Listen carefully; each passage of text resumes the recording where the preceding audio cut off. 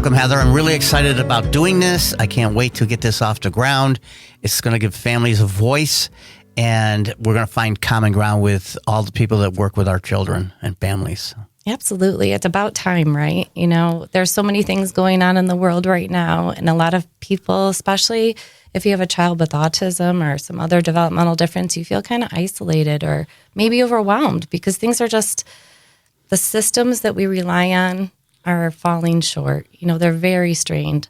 So this is our chance to reach out and connect with not just family members and self-advocates, but the providers and the people who are serving this population. And we've been on both sides of the table. Now I get to bring everybody here to talk about the things that matter, the things that are keeping us up at night that we're worried about. So this is very exciting. I know that we've talked about this idea for a really long time, and I'm glad that we have this chance to do this together. Steve, when you're thinking about what you want this show to be, tell our audience, like, what in your mind would you hope to achieve besides just sharing some great stories? I really would like the families to be empowered to be able to advocate for their children and their families. It's what has helped me in some of the projects I've worked on.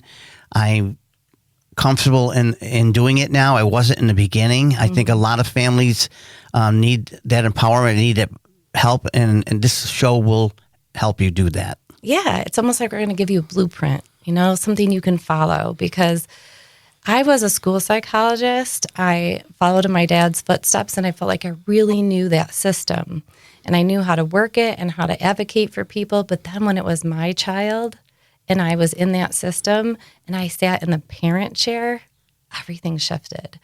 And I started thinking about things in a much different way. Even as a professional, instead of me worrying about what classification made sense or what diagnosis code to use, you know, I started thinking about how's that family impacted and what services would make it better, instead of trying to, I don't know, the deficit model, right? You know, like for the longest time, I think that's how people operated. How delayed are you?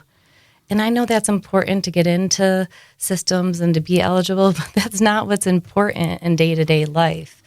I know that you have faced different challenges, and I have too, and I think the audience will find us really relatable. I mean, we both have had marriages fail. We have family members that, you know, are different, and that puts a strain on all of our relationships, but we found a way to work through it, and we found workarounds. And I'm so inspired by some of the things that you did. I love the autism barn that you built for your son because he didn't have somewhere to go in his community, somewhere he felt comfortable.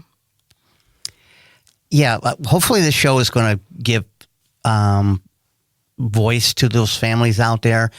Too many times, I think, in my experience of having done this for so long, that we don't have a seat at the table. Mm-hmm. And it's time the families had a seat at the table. And I hope that this podcast helps get them a seat at the table. I agree. And I think some of the things, too, that we've talked about are lots of times even if you get to that table or you're at the front door and you're knocking, you get lots of no's. That can be so discouraging for families. You know, you hear no, and you might think the answer is really no.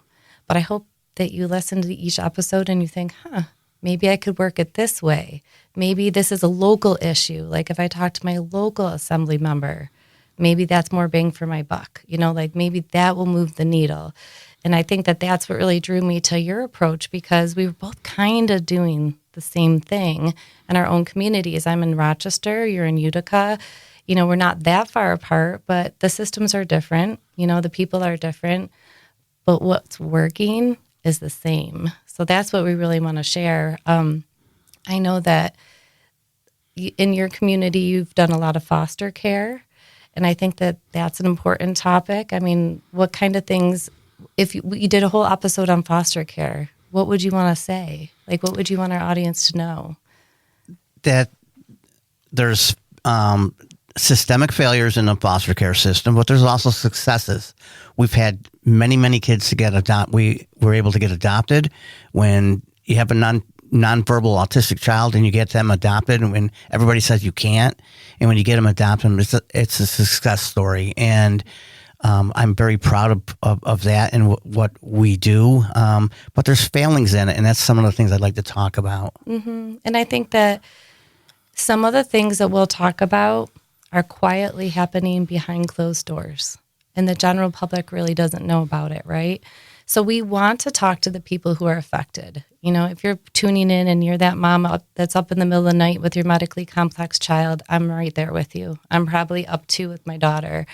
But if you are a provider and you're saying, geez, I'm just not doing what I need to do, we want you to tune in too. We want everybody to feel comfortable here. And we have to talk to the people who have a different idea, or maybe even that we see as the obstacle. Because if we only talk to people who agree with us, we don't change anything. So this will be an interesting kind of format for a podcast. We won't be just bringing in people who say the things you expect them to say. We're going to bring in people with really different perspectives, and I'm so excited for that because that's how we move the needle. That's how we get things done. And I'm just very, very excited. Right. I'll go back to what you were saying, that a lot of times in this field, and when you work with the disability part of it and you're a family member and a parent, you run into a lot of no's, like you said. I think the thing is not to accept those no's. The way to really advocate is to find a way to get through the no's, mm-hmm. and go around whatever you have to do to make sure that no is turned into a yes. And some of the projects we've been able to work on, we were able to do that. Right. So thank everybody. I'm so grateful for all of you tuning in, and I hope you're excited about the episodes coming up because we plan on doing them regularly. And each one, we hope, gives you a little bit more inspiration or another blueprint to follow. And if you have content, you have questions or ideas that you want us to explore, please reach out. Join our Facebook group. Follow us on YouTube. We're ready to rock and roll.